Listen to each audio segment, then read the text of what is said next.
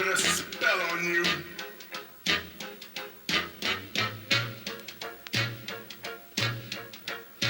Because you're mine.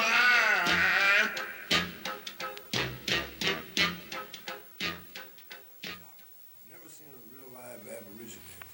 Hi, I'm Art Fein. Welcome, Little Arts Poker Party, retitled Little Arts Rhythm Review number 3, coming to you from Hollywood, California, with a very special guest and a couple regulars. I'll do it in ascending order. Next to me, we got Paul Bodie. Paul, your fame goes without explanation, really. Really? Yeah, we don't have to list your credits. That's right. This show is probably your biggest claim to fame. That's true. That's good enough. Paul's a music expert, and that's why he's Well, here. sort of, yeah. Next to Paul, we have Kristine McKenna from the LA Times. Kristine knows just about it. Actually, among the three of us, we know everything, so she's here to fill in the stuff that me and Paul don't know. And next to her, for the first time, we're real happy to have Mr. Screamin Jay Hawkins. Jay? Nice to be here, that's all I can say. And among such fine company, couldn't ask for nothing better. Well, it was really nice for you to come down. Jay, you're living in Hollywood now, right? Right. That's good. We're happy to call you a citizen of Los Angeles. We're proud to call you our neighbors. I mean, pretty much we all live around here. Yeah. All right, you've been, now, let me try and get this straight. You've been recording for quite a while. Yeah, I would say that. Now, you're a star in the sense that star is something extraterrestrial. How is it? Now, you told me you were working with Tiny Bradshaw in 1942. Right. Bradshaw, Lucky Millender, Gene Ammons, James Moody, Sonny Stitt. And what were you doing?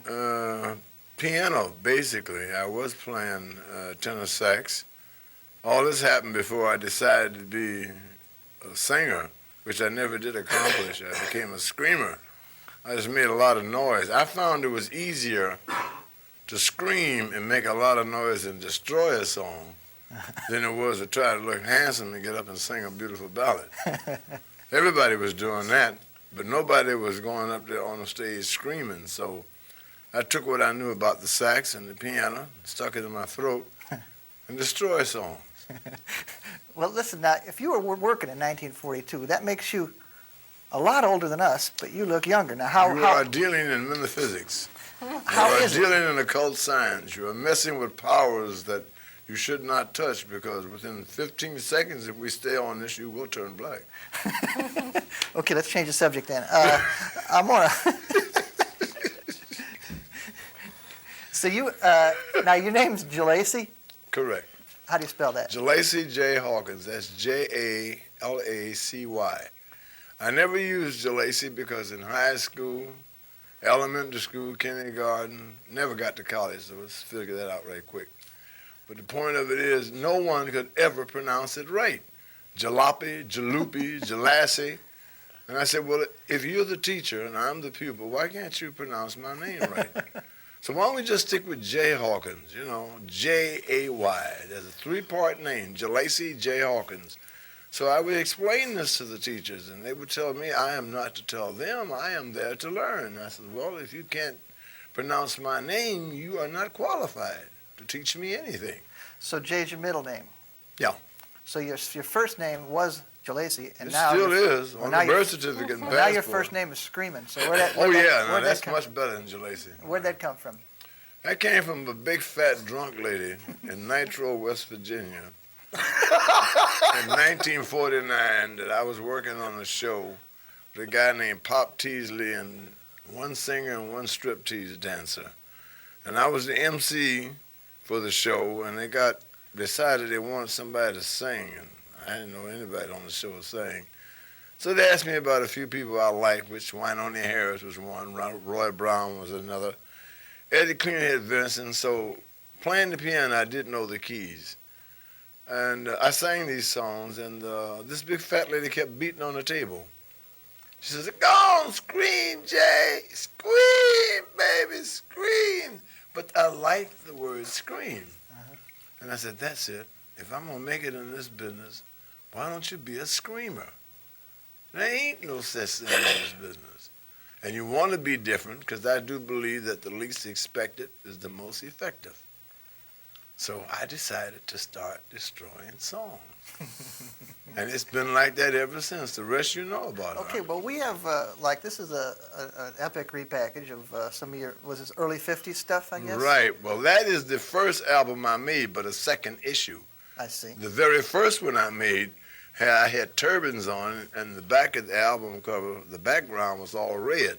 And I was sitting down on the floor with my knees crossed like a yoga, with sunglasses and 2 white spots from shoe polish in the center of it, with a turban and snakes and fruit. Great. Well, this has this destroys some contemporary songs of the early 50s. I mean, we have your song, which we haven't mentioned by name yet, which we should, I guess, intro for those who don't know Screamin Jay, the few of you who are out there that don't. Screamin Jay did I Put a Spell on You. That's what we played as the intro on the show today. The song has lived on, as has the maker of it. So when was it originally recorded? It was a hit for you in what year?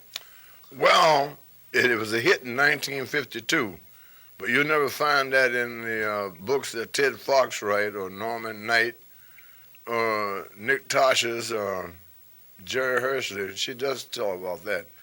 But you see, what most people don't know is the record's been recorded twice. The first time it was a ballad, something like Johnny Ace would say. Is that the version we have?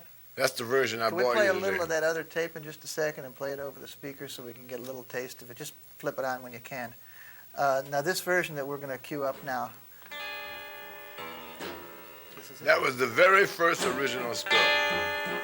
And it was a straight version. No screams. Sounds pretty great. I put a spell on you.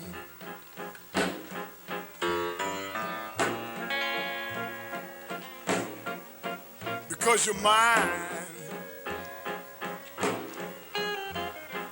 Is this the version that was a hit? No. No.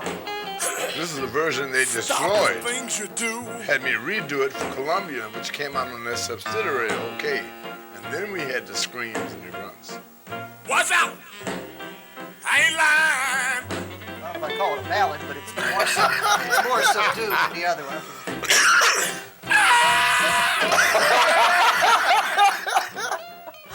That's you in your more moderate phase, I guess. But, Right. it's Well, all I was relative very to- subdued, and I had wanted to be an opera singer, but it never happened. So the closest I got was singing this. Now, when we got to Columbia in '52, because that one was actually recorded in 1949, the one you just heard, and that was for Grand Records in Philadelphia. Following year, I was requested to do it again, and they purchased it from Grand Records for X amount of dollars a master, which was supposed to have been destroyed. I see. And I had about 15 or 20 copies of the original, which was 78s. And really didn't know about 45s in those days. And I copied this and put it on a tape cassette because 78s kept breaking on me. Yeah. You know, as time goes by, they're very delicate records. So when we went back in the studio, the man says, I've listened, and I like the title, I like the song, but it lacks some kind of oomph, some kind of punch. He says, now, what do you guys do in a nightclub when the place is cooking? Everybody's jumping. I says, man, if we're not chasing girls, we're drinking.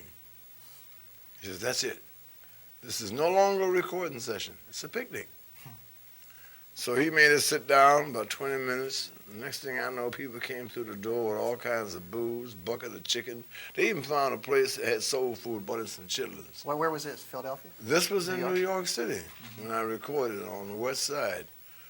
And after about a half an hour of drinking everything I could get my hands on, you had some of the best people in the world, like Sam the Man Taylor on tenor sax, Mickey Guitar Baker of Mickey and Sylvia fame on guitar, Panama Francis on drums, Al Lucas on bass, I was on piano.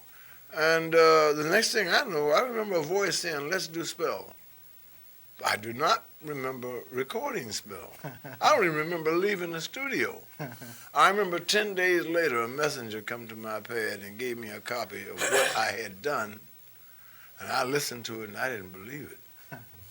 And then all of a sudden, my salary started jumping up, and the records started moving. At that point on the 1952 recording on OK Records, you were Screamin Jay by then.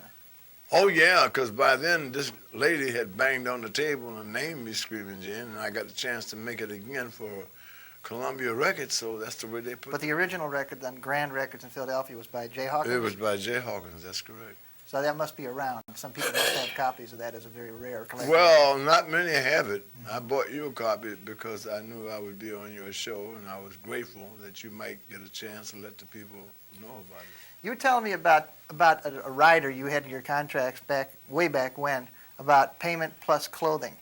That was kind of interesting. I never heard about. I've seen riders today. The guy that I worked for in Atlantic City, Yeah.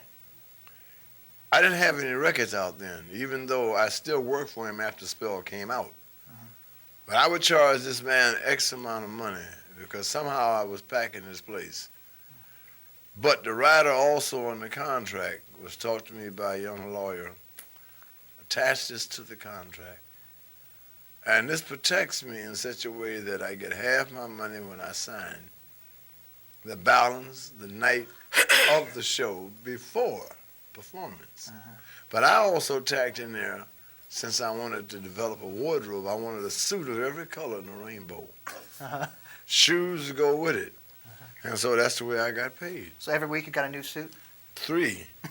3 suits until I'd say after about 2 years, I had about 30 suits of every color you could possibly imagine, including shoes. Where'd you store them all? Did you drag them around with you? No, we went to a fabric place that had the material. Oh. And then he had hired a tailor to make up the suits.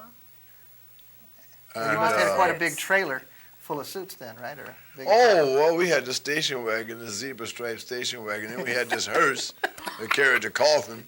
If the clothes wasn't in there, I was in there. Sometimes we both would be in there. Now, I mean, Putting a Spell on You is a creepy record, and there's screaming in it. Now, as far as your friend Henry? Yeah, this is Henry. Henry's been with me 47 years. But when did Henry join? He's had all kinds of faces. When did Henry join your show? Yeah, Henry got with me the year that Alan Freed decided that I should do the coffin, and that was also in 1952. So 1952, with the emergence of the OK record, you started doing an act as wild as anyone had ever seen, and you emerged from a coffin on stage. And now, you just told me you're from Cleveland. Did you know Alan Freed before you were Met him performing? in Cleveland. I thought Alan Freed was a black man working on a white radio station. We all did, because in those days, in the mid-40s, just about every state had one radio station that catered only to black people's music. The rest of them were all clean, really white, like Pat Boone. They say he's a good old American white kid. Fine, okay. But they never talk about the good old American black kid unless it was Joe Louis in those days, or Sugar Ray Robinson. So I come home, I was on leave from the service, and everybody was upset over this black guy who came on and called himself Moondog. Had a lot of wolves howling in the back. Hello, this is Alan Freed. I'm going to introduce a new music called The Big Beat. I'll call it rock and roll. I said, hey, man, the dude's black. Everybody thought he was black, so we all decided to go down and shake his hand. Congratulate him for getting a job on a white radio station. That man turned to be white. But he ate chitlins, hog maw, greens, cornbread. I cracked up. And he suggested the coffin to you? When the record come out, and I gave him a copy, he pushed it everywhere. And then when he did his first rock and roll show, which was at the Cleveland Arena, that was the first time you had white kids and black kids together. Instead of fighting, they were dancing. But they danced so much, it turned into riots.